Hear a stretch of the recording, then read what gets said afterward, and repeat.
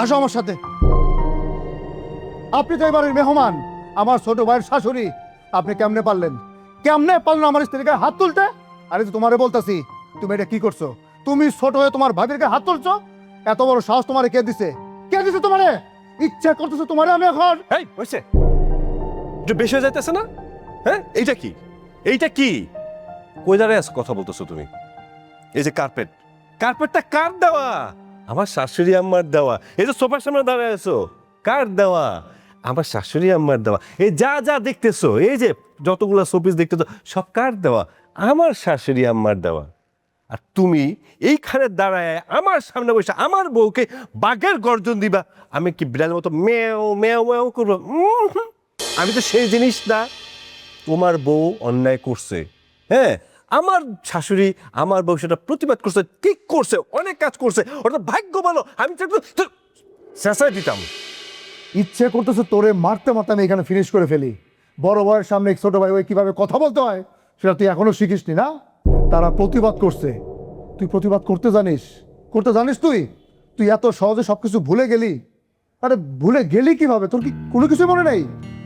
আমি তোর বিষয়টা ভাইবে অবাক হইতেছি যে তুই এত সহজে সবকিছু ভুলে গেলি কেমনে? তুই নিজে তোর ভাবির সামনে এত খারাপ খারাপ কথা বলতেছিস, তুই আমাকে ধমক দিয়ে কথা বলতেছিস। আমার তো ভাবতে অনেক কষ্ট হইতেছে। তুই তোর শ্বশুর বাড়ি থেকে যৌতুক নিয়ে এসে এই বাড়ির আনাচে কানাচে সবকিছু সাজিয়ে ফেলাইছিস। তুই কি ভুলে গেছিস যে এই বাড়ি আমাদেরও ভাগ আছে? ভাগাভাগির কথা পরে হইব।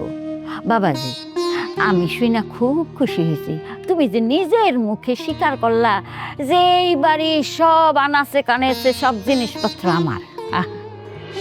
স্বীকার না কইরা কোনো উপায় আছে? আমাদের জিনিসপত্র ব্যবহার করছে, আবার বড় বড় কথা বলে। আমার বাপের বাড়ির থেকে লোক আসছে, আমার মা আসছে। আমার মা না হইলে একটা কথা বলছে, সেখানে চুপ থাকা থুইয়া আমার মার উপরে আমার মার মুখে মুখে কথা বলে।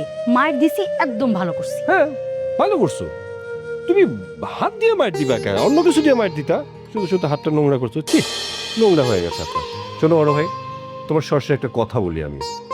তোমার মান সম্মান থাকতে এখানে চলে যাও। তুমি বড় ভাই, আমি তো উল্টাপাল্টা কিছু বলতে পারি না, সেটা সামাজিকভাবে খুব খারাপ দেখা যাবে। তুমি যদি সসম্মানে বাড়ি থেকে চলে যাও, তাহলে আমরা সবাই খুশি হই। তোর খুশি থেকে তো আমাদের কোনো লাভ নাই। তুই কি ভাবছস এই বাড়িতে থাকতে হলে তোদেরকে হুজুর হুজুর করতে হবে?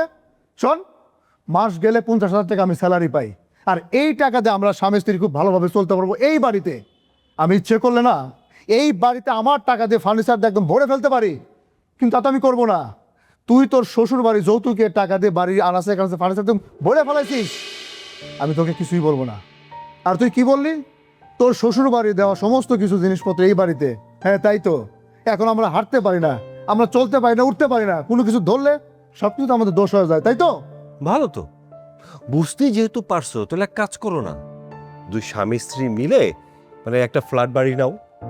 মোটামুটি মধ্যবিত্ত পরিবারের যে ফ্ল্যাট বাড়ি সেটা তোমরা পাওয়া যাবা। 50,000 টাকা তো একেবারে নেট খারাপ না, ভালোই পাবা। সেটা নিয়ে সংসারে নতুন করে শুরু করো। আর ফার্নিচারের যে ফুটানি দেখাচ্ছ না, এই 50,000 টাকা খরচ বরচ করে ওই 50,000 আর 50,000 থাকবে না, থাকতে পারে 5-10,000 টাকা দিয়া। এটা দিয়ে কাজ করতে পারো যে বিভিন্ন মার্কেটে কিছু পুরান আসবাবপত্র পাওয়া যায়, সেগুলো কিনে নিতে পারো। বাস লেটা চুকে যায়। আমাদের কেন জানাইতেছো তোমরা? আর এই যে তুমি তো আমার ছোট ভাইয়ের বউ, আমি তো তোমার কিছু করতে পারুম না। তোমার বিচারটা আমি আমার ভাইয়ের কাছে দিয়ে গেলাম, দেখি আমার ভাই কি বিচার করে।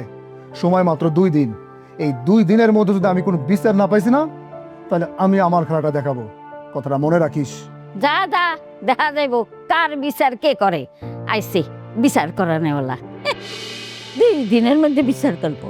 আমাদের বাদ দেন তো, এইসব গরিব মানুষের কথা শুনতে নেই। কইতেছিলাম কি, এই ড্রয়িং রুমে তো আপনার মাইয়া অনেকক্ষণ সময় টময় কাটায়। একটা যদি ফ্রিজে তো ওর খুব মানে ফ্রিজ না, এসি ফ্রিজ তো দিছি নি, বিলাইছিল। হইবে নে তুই মনে, স্বামী তো আমি দিছি, এসিটাও নাইলে দিলাম। জি আমাদের আমার মাসি আছে। আগে সব কিছু হাতায় নেই, তারপরে